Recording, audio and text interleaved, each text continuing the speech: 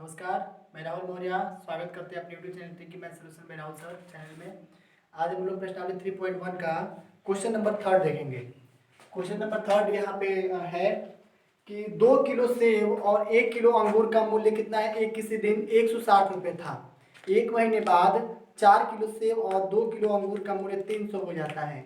इस स्थिति को बीजगणितीय तथा ज्यामितीय रूपों में व्यक्त करें। ठीक सेम वही क्वेश्चन है, पहले और दूसरे के समान। तो चलिए यहाँ पे हम लिख लेते हैं माना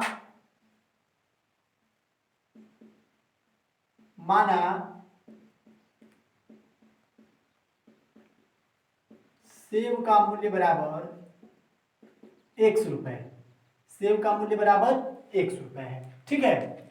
उसके बाद अंगूर है ना, तो यहाँ पे लिख सकते हैं हम अंगूर का मूल्य बराबर y रुपए। ये ठीक है। अब देखिए कहा जा रहा है 2 किलो सेब और 1 किलो अंगूर का मूल्य बराबर, यानी यहां पे हो जाएगा 2 केजी सेब व 1 केजी अंगूर का मूल्य बराबर 160 रुपए है। तो हम प्रश्नानुसार लिख सकते हैं। अब हम सेब को x माने हैं और अंगूर को y माने हैं, तो निश्चित रूप से हम लिख सकते हैं कितना 2x और प्लस y बराबर 160। समीकरण नंबर फर्स्ट क्लियर है, कोई दिक्कत नहीं इसमें। मतलब हमने सेब को x मान लिया, अंगूर को y माना है। जब 2 किलो सेब है मतलब 2x हो जाएगा, और 1 किलो अंगूर है मतलब 1x मतलब 1y मतलब y हो जाएगा, और 160 बराबर कितना इक्वेशन नंबर फर्स्ट हो जाएगा। अब देखिए उसके बाद कह रहा है एक महीने बाद 4 किलो सेब और 2 किलो अंगूर का मूल्य बराबर 300 रुपए हो जाता है।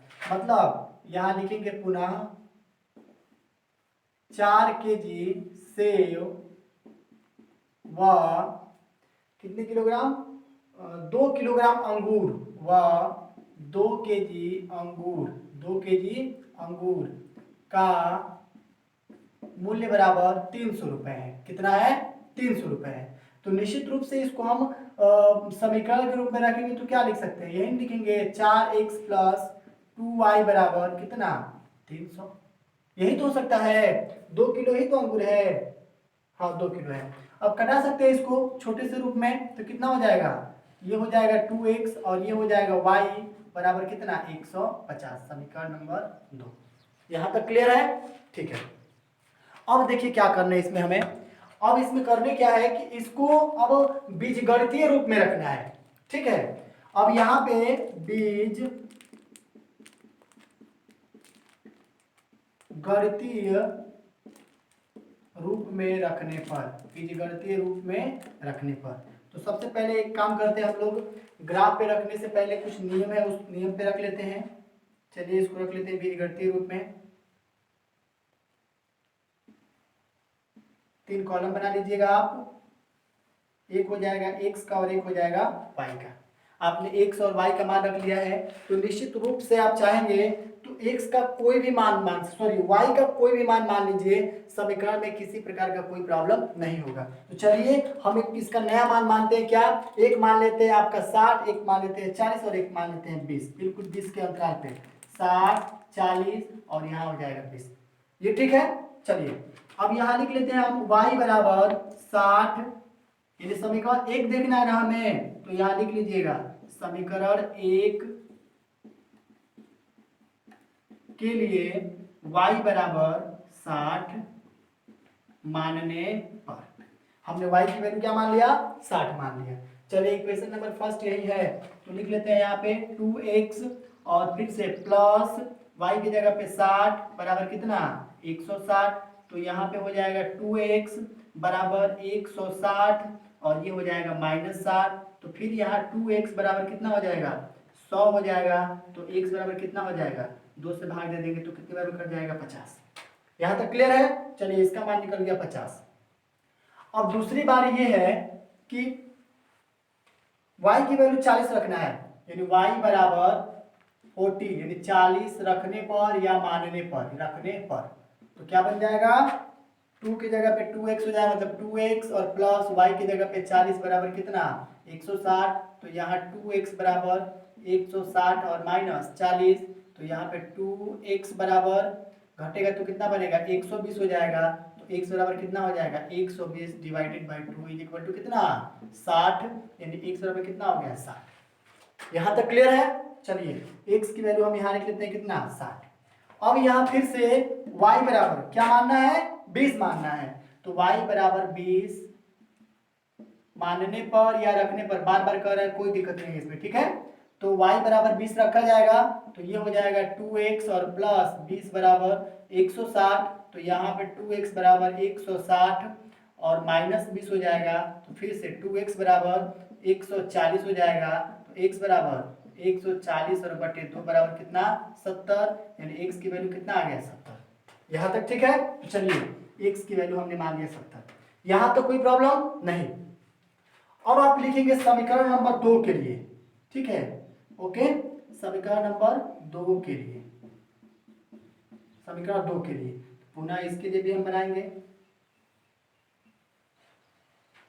तो समीकरण 2 के लिए बनाने, तो समीकरण 2 है क्या, इस चीज को भी तो लिखना है आपको। समीकरण नंबर 2 क्या है, यही ना है 2x और प्लस y बराबर 150। अब बना लीजिए इसका ग्राफ, सॉरी बीजगणितीय रूप। तो बीजगणितीय रूप बनाएंगे हम, तो ये हो जाएगा x और ये हो जाएगा y, ठीक है। अब x y का वैल्यू रखना है तो निश्चित रूप से आप कोई भी मान लेते, मान लीजिए हम रख लेते हैं एक 10 रख लेते हैं, एक -10 रख लेते हैं और 0 रख लेते हैं। आप कोई भी मान रखिएगा, किसी प्रकार का कोई बदलाव नहीं होने वाला है। चलिए तो लिखिए यहाँ पे y बराबर 10, y बराबर 10 रखने पर, किसमें समीकरण नंबर 2 में। हमेशा देखिए 2 की बारी है, 2 रखा जाएगा ना, सॉरी समीकरण 2 में y की मान रखिए। तो यहाँ हो जाएगा 2x और प्लस 10 इक्वल टू हो जाएगा 150। तो यहाँ 2x बराबर 150 माइनस 10 बराबर 140। तो 2x बराबर अगर 140 हो गया तो घटा देंगे तो 70 बार में कटेगा, यानी x बराबर कितना हो गया 70। x की वैल्यू 70 निकल गया ना, आ रही बात समझ में। अब आइए फिर यहाँ पे, अब यहाँ -10 रखना है, मतलब कितना 2x और प्लस माइनस माइनस ही हो जाएगा, -10 बराबर कितना तो 150, मतलब 150।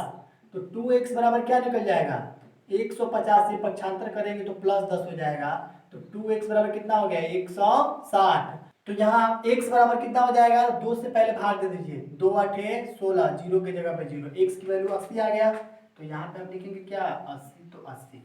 अब बात 0 की है तो पुनः y बराबर अब 0 रखने पर, y बराबर 0 रखने पर तो रख लीजिए यहाँ पे 2x प्लस 0 बराबर हो जाएगा 150। तो यहाँ 150। तो अब यहाँ पे 2x बराबर 150, तो x बराबर कितना हो जाएगा 2 से भाग दे देंगे, 2 7 14, 2 5 10, यानी यहाँ कितना हो गया 75।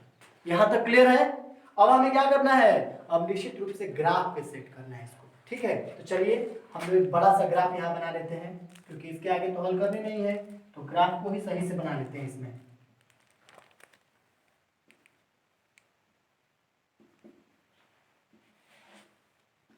चलिए ये आपका 0 है, 1 2 3 4 5 6 7, यहाँ भी 1 2 3 4 5 6 7, यहाँ भी 1 2 3 4 5 6 7, यहाँ भी 1 2 3 4 5 6 7। ये तो एक एक खाने बना लिए हम लोग। अब देखिए थोड़ा सा अपने दिमाग में सोचिए एक बार, सबसे न्यूनतम संख्या कितना है 10 है, तो निश्चित रूप से हमें 10 से काउंटिंग लाने हैं।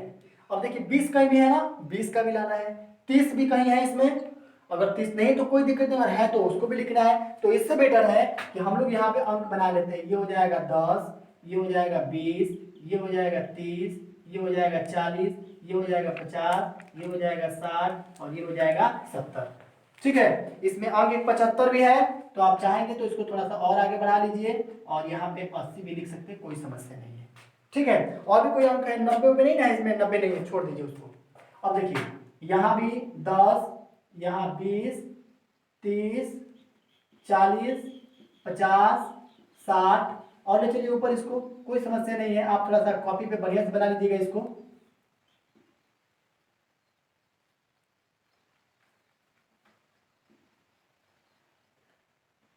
इसके बाद से ये 70, ये 80 हो जाएगा और ऐसे बंद कर दीजिए। ठीक है, यहाँ भी तो ये माइनस हो जाएगा, -10, -20, -30, -40, -50, -60, -70 और यहाँ पर भी -80। ठीक है, आइए इधर, तो ये भी आपका हो जाएगा -10, -20, -30, -40, -50, -60 और -70। फिर से थोड़ा सा आगे बढ़ा लेते हैं हम लोग, यहाँ पे -80 कर लेते हैं, बैक कर लीजिए। यहाँ तक क्लियर है। अब आइए आप क्वेश्चन पे। क्वेश्चन में क्या है कि 50 जो है एक्स अक्ष को प्रदर्शित कर रहा है और 60 जो है वाई अक्ष को प्रदर्शित कर रहा है। ध्यान से समझिए इसको, 50 जो है एक्स को, तो एक्स यही ना है, तो 50 का पॉइंट तो ये है। अब देखिए वाई 60 को प्रदर्शित कर रहा है, मतलब कहाँ 10, 20, 30, 40, 50, 60। अब आप चाहेंगे तो बिल्कुल ऐसे ग्राफ को प्रदर्शित कर सकते हैं। कहाँ तक? 50 तक है ना। तो आप चाहेंगे तो बिल्कुल ये 50 वाले जो मान है, इस 50 पे क्या कर सकते हैं, इसको मिला सकते हैं यहाँ पे और इस पॉइंट को डिनोट कर सकते हैं। क्या? पहले 50 है तो यहाँ हो जाएगा 50 और फिर से 60। इतनी बात समझ में आ रही है? ठीक, सेकंड पे चलते हैं। y की वैल्यू 40 है और x की वैल्यू 60 है।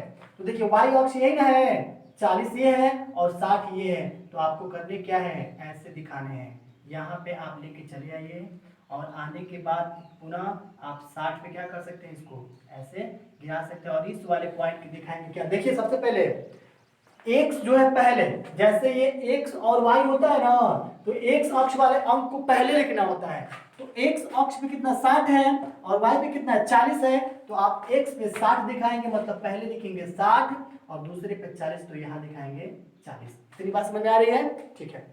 तीसरे प्रश्न में 70 और 20 है, यानी x की वैल्यू 70 है, यानी ये बन जाएगा 70 और ये बन जाएगा 20। तो आप चाहेंगे तो इस अंक को यहाँ लेके आ जाइए यहाँ पे और इसको ऐसे मिला लीजिए और यहाँ पे आपको लिखना है कितना, 70, 20। क्लियर है इतना? अब देखिए जब इतनी वैल्यू क्लियर है तो एक और चीज, इस वाले प्रोसेस को भी तो देखना है हमें। जब इस वाले प्रोसेस को देखना है तो हमें y की वैल्यू 10 और इसका 70, मतलब ये y बन जाएगा ये वाला मान, और कहाँ तक ले चलना है इसको, तो यहाँ तक ले चलना है। कहाँ तक? 70 तक। यानी इस वाले प्रोसेस, यानी इस वाले पॉइंट में दिखाएंगे हम कितना, 70 और फिर से 10 हो जाएगा। ठीक है। अब चलिए 80 और -10, तो 80 आपका यही ना है और -10 ये है, यानी ये वाला पॉइंट आपको दिखाने हैं। ये बन जाएगा 80 और -10, ये जो पॉइंट मैच करेगा ये आपका हो जाएगा 80 और कामा -10। ये भी बात समझ रहे होंगे आप? ठीक। और लास्ट आपका है 75 और 0, तो 75 आपका x है और पॉइंट बनेगा ये 0 बनेगा, तो चुपचाप आप यहाँ पे क्या कर सकते हैं, 75 और यहाँ पे 0 को दर्शा सकते हैं। अब आपके पास बात यही ना बनती है कि इस चीज को हम क्या करें, एरो के द्वारा दिखा दें। जब एरो के द्वारा दिखाएंगे आप तो निश्चित रूप से आपको ऐसे दिखाने पड़ेंगे। हमने जो थोड़ा सा किया है, आप अपने बुक में बिल्कुल माप करके इसका पॉइंट देखिए बनाएंगे, तो जो एरो है सीधा जाएगा। जब सीधा जाएगा इससे बेटर रहेगा कि हम थोड़ा सा ऐसे इंडिकेट कर दे रहे हैं। ध्यान रखिएगा ऊपर का जो एंगल बनाया गया है इक्वेशन नंबर फर्स्ट के लिए है, मतलब 2x + y = 160। तो आप लिख सकते हैं यहाँ पे 2x + y = 160 और नीचे का जो प्रोसीजर दिखाया गया, प्रोसेस दिखाया गया है, ये आपका सेकंड इक्वेशन बन जाएगा। मतलब कितना, 2x + y = कितना है, 300 है, तो 300 लिख दीजिएगा और यही मिलकर क्या बन जाएगा, इसका आंसर हो जाएगा। तो हमने इस एरो को थोड़ा सा बढ़िया से नहीं किया, क्योंकि रीजन ये है कि ये आप मापेंगे तो बिल्कुल ये सीधे बनेगा। तो आप स्केल के द्वारा क्या कर सकते हैं, दूसरे की सिधाई पर लिख सकते हैं और ये वाला जो मान है आप दिखा सकते हैं। इक्वेशन फर्स्ट था, इक्वेशन सेकंड था, तो आप इस माध्यम से क्या कर सकते हैं, इसको बना सकते हैं। ठीक है। और आप मेरे चैनल जो दिया गया है, इस चैनल को सब्सक्राइब कीजिए अब तक आपने चैनल सब्सक्राइब नहीं किया है तो। और ये वीडियो आपको कैसा लगा आप कमेंट में जरूर बताइएगा, अपने दोस्तों में शेयर भी कीजिएगा, लाइक भी कीजिएगा। धन्यवाद।